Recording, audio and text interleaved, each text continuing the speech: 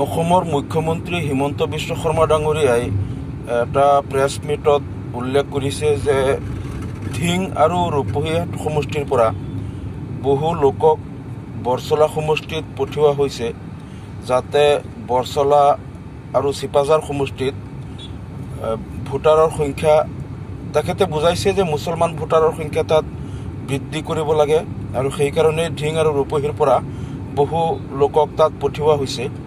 আৰু এই কথাটো সম্পূৰ্ণ অসত্য আৰু ভিত্তিহীন। আমি মুখ্যমন্ত্ৰী মহোদয়ৰ জ্ঞাতাৰ্থে এইটো জনাব বিচাৰিছোঁ যে ধিং আৰু ৰূপহী সমষ্টিৰ পৰা কোনো ভোটাৰক বৰছলা সমষ্টিত পঠিওৱা নাই। ইয়াত প্ৰকৃত সত্য কথাটো হ'ল যে যোৱা প্ৰায় 50 বছৰত যিমান নদীৰ গৰাখহনীয়াত যিমান গাঁও আক্ৰান্ত হৈছে আৰু যিমান লোকৰ ঘৰ বাৰী মাটি বাৰী নদীৰ বুকুত বিলীন হৈছে, সেই গাঁওবিলাকত, সেই ঠাইত এতিয়া নতুনকৈ চৰ চাপৰিৰ সৃষ্টি হৈছে। যোৱা 50 বছৰত উত্তৰ পশ্চিম নগাঁও জিলা আৰু মৰিগাঁও জিলাৰ উত্তৰ অংশ, বিশেষকৈ ধিং আৰু লাহৰীঘাট আৰু ৰূপহীহাট সমষ্টিৰ প্ৰায় 10-12 কিলোমিটাৰ এলেকাৰ গাঁওসমূহ নদীৰ বুকুত বিলীন হৈছে। অৰ্থাৎ 50 বছৰ আগতে নদীৰ যিটো সীমা আছিলে, এই 50 বছৰত নদী আৰু 10-12 কিলোমিটাৰ দক্ষিণ ফালে আগুৱাই আহিছে। এই 10-12 কিলোমিটাৰ এলেকাত যিমান গাঁও আছিল, সেই গাঁওসমূহ এতিয়া নদীৰ বুকুত বিলীন হৈছে আৰু সেই ঠাইত এতিয়া চৰ চাপৰিৰ সৃষ্টি হৈছে। এতিয়া সেই যিসকল লোকৰ তাত মাটি বাৰী আছিল, তেওঁলোকে সেই নিজৰ এলেকাত এতিয়া চৰ চাপৰিৰ সৃষ্টি হৈছে, সেই চৰ চাপৰিত তেওঁলোকে আশ্ৰয় লৈছে।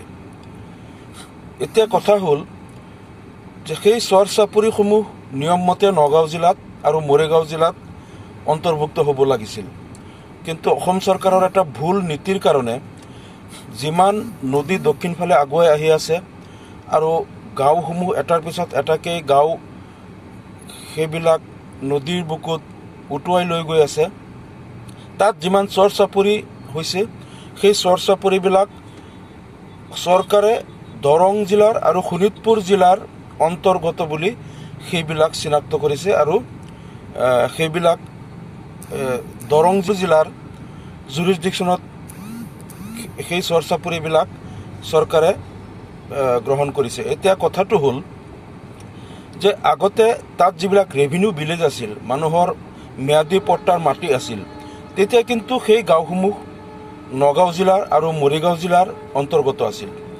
এতিয়া সেই একেটা এলেকাৰ সেই গাঁওসমূহ যেতিয়া নদীৰ বুকুত বিলীন হৈ গ'ল, গৰাখহনীয়াত আক্ৰান্ত হৈ গ'ল, তাৰ পিছতো এই চৰসমূহ, তাত যিবিলাক চৰ চাপৰি পৰিছে, সেইবিলাক নগাঁও আৰু মৰিগাঁও জিলাৰ অন্তৰ্ভুক্ত হ'ব লাগিছিল।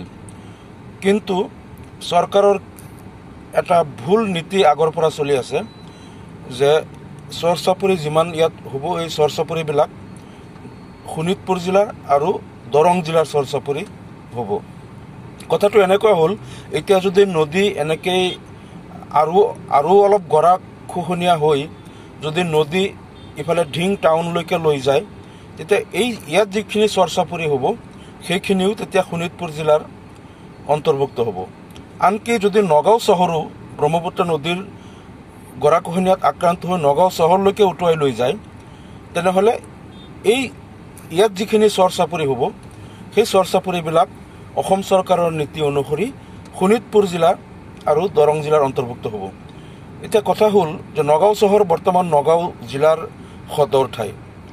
এই নগাঁও চহৰত যদি ব্ৰহ্মপুত্ৰ নদীৰ গৰাখহনীয়াত উটুৱাই লৈ যায়, তেতিয়া ইয়াত যি চৰ হ'ব সেইটো শোণিতপুৰ জিলাত হ'ব আৰু তেতিয়া চৰকাৰে ক'ব যে এইটো বৰছলা সমষ্টিৰ বা ঢেকীয়াজুলি সমষ্টিৰ অন্তৰ্গত।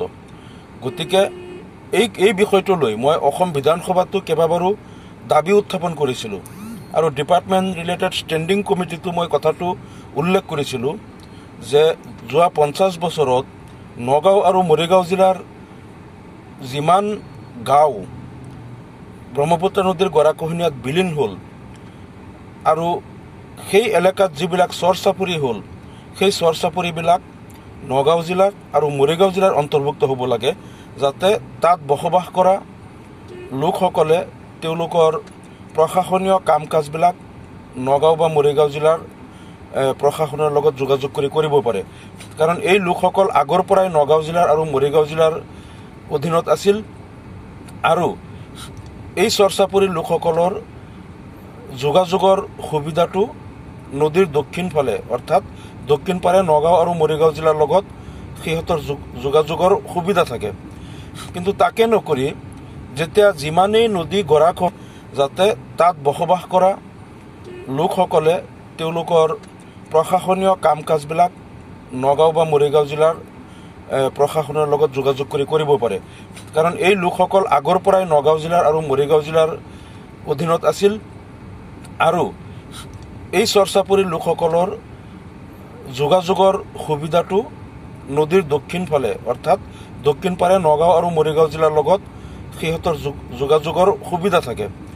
কিন্তু তাকে নকৰি যেতিয়া যিমানেই নদী গৰাখহাই দক্ষিণ ফালে আহিব তাত সৃষ্টি হোৱা চৰবিলাক শোণিতপুৰ জিলাৰ অন্তৰ্ভুক্ত বুলি চৰকাৰে বিবেচনা কৰিব, তেতিয়া সেই গাঁওসমূহত বসবাস কৰা লোকসকল যেতিয়া সেই চৰত গৈ ঘৰ দুৱাৰ বনাব, নিজৰ য'ত মাটি আছিল ম্যাদী পট্টাৰ মাটি আছিল তাত যেতিয়া তেওঁলোকে ঘৰ দুৱাৰ বনাব আৰু তেওঁলোকক যেতিয়া বৰচলা সমষ্টি বুলি কোৱা হ'ব, শোণিতপুৰ জিলাৰ বুলি কোৱা হ'ব, তেতিয়া এই সমস্যাটো থাকি যাব। গতিকে মুখ্যমন্ত্ৰী মহোদয়ক মই এই কথাটো অনুৰোধ জনাইছোঁ যে আপুনি এই বিষয়টোক লৈ ৰাজনীতি কৰাতকৈ যিহেতু আগতে এই এলেকাৰ ৰেভিনিউ ভিলেজ বা গাঁওসমূহ নগাঁও জিলাত আৰু মৰিগাঁও জিলাৰ অন্তৰ্ভুক্ত আছিল, গতিকে গৰাখহনীয়াৰ পিছত তাত যিবিলাক চৰ চাপৰি সৃষ্টি হৈছে সেই চৰ চাপৰিবিলাককো নগাঁও আৰু মৰিগাঁও জিলাৰ অন্তৰ্ভুক্ত কৰিব লাগে। আগতে যিখিনিলৈকে সীমা আছিল সেই আগৰ সীমাটো বাহাল থাকিব লাগে, তেনেহ'লে আৰু এই সমস্যাটো নাথাকিব। নগাঁও আৰু মৰিগাঁও জিলাৰ কোনো ভোটাৰক কোনেও ৰাজনৈতিক কৌশলেৰে বৰচলা সমষ্টিত পঠিওৱা নাই বা চিপাঝাৰ সমষ্টিত পঠিওৱা নাই। এতিয়া কথা হ'ল যে সেই লোকসকল যিহেতু তাতেই তেওঁলোকৰ ম্যাদী পট্টাৰ মাটি আছিল, এতিয়া সেই ম্যাদী পট্টাৰ মাটিত চৰ চাপৰি সৃষ্টি হৈছে, তেওঁলোকে সেই ঠাইত যেতিয়া গৈ আশ্ৰয় লৈছে তেওঁলোকক বেদখলকাৰী বুলি ক'লে এইটো মানি লোৱা নহ'ব। তেওঁলোক বেদখলকাৰী নহয়, নিজৰ য'ত মাটি আছিল ম্যাদী পট্টাৰ তাতেই তেওঁলোকে চৰ চাপৰিত আশ্ৰয় লৈছে। এই বিষয়টোলৈ ৰাজনীতি নকৰিবলৈ আমি অনুৰোধ জনাইছোঁ আৰু এই লোকসকলক বেদখলকাৰী বুলি ক'লেও আমি মানি নলওঁ, কাৰণ তেওঁলোকৰ তাত ম্যাদী পট্টাৰ মাটি আছিল। চৰকাৰে গৰাখহনীয়া প্ৰতিৰোধ কৰিব পৰা নাই, মানুহৰ ঘৰ দুৱাৰ ৰক্ষা কৰিব পৰা নাই, মানুহৰ মাটি সুৰক্ষিত কৰিব পৰা নাই, নদীয়ে উটুৱাই লৈ গ'ল। এতিয়া অন্ততঃ এই নিৰাশ্ৰয় মানুহক সেই চৰ চাপৰিত থাকিব দিয়ক আৰু তেওঁলোকৰ আগত যি গাঁৱৰ নামেৰে তেওঁলোকৰ নামাংকিত আছিল সেই নামেৰে নগাঁও আৰু মৰিগাঁও জিলাৰ অন্তৰ্ভুক্ত কৰিব লাগে, এইটো আমি দাবী জনাইছোঁ। ইয়াক লৈ একো ৰাজনীতি নকৰিবলৈ আমি অনুৰোধ জনাইছোঁ। ধন্যবাদ।